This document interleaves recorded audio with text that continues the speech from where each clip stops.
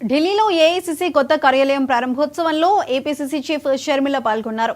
ఈ సందర్భంగా ఆమె మాట్లాడుతూ ఆర్ఎస్ఎస్ చీఫ్ ఒక టెర్రరిస్టులా మాట్లాడుతున్నారని విమర్శించారు. వాళ్లు చేస్తున్న దేశద్రోహ వ్యాఖ్యలను ప్రజలు గమనించాలని వ్యాఖ్యానించారు. బీజేపీ, ఆర్ఎస్ఎస్ దేశ స్వాతంత్ర్యం కోసం ఎలాంటి పోరాటాలు చేయలేదన్నారు. అందుకే 1947లో కాకుండా రామ్ మందిర్ కట్టినప్పుడు ఈ దేశానికి స్వాతంత్ర్యం వచ్చిందని మాట్లాడుతున్నారని ఆగ్రహం వ్యక్తం చేశారు షర్మిల. చేయాలి, ఈ మాటలను గమనించాలి. ఇవి దేశద్రోహ మాటలు కాదా? వీళ్ళు అధికారంలో ఉన్న వాళ్ళలాగా మాట్లాడుతున్నారా?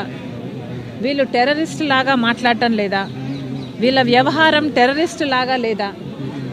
మన దేశానికి స్వతంత్రమే రాలేదని 1947లో లాంటి వ్యాఖ్యలు చేస్తున్నారు. రామ్ మందిర్ కట్టినప్పుడే స్వతంత్రం వచ్చింది అని మాట్లాడుతున్నారంటే వీళ్ళ విజ్ఞత, వీళ్ళ ఆలోచన తీరు ఎలా ఉందో ప్రజలు గమనించాలి. నిజంగానే ఆర్ఎస్ఎస్ కానీ బీజేపీ వాళ్ళు కానీ స్వాతంత్రం కోసం పోరాటం చేసింది లేదు.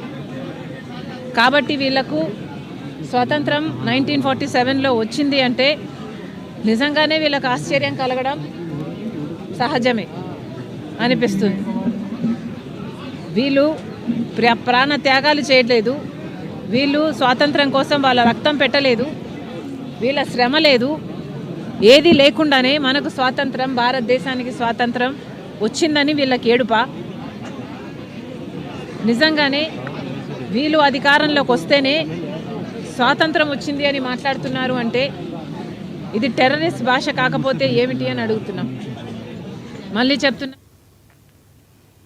కరీంనగర్ డిఆర్సీ మీటింగ్ లో బట్టలు విప్పుతాని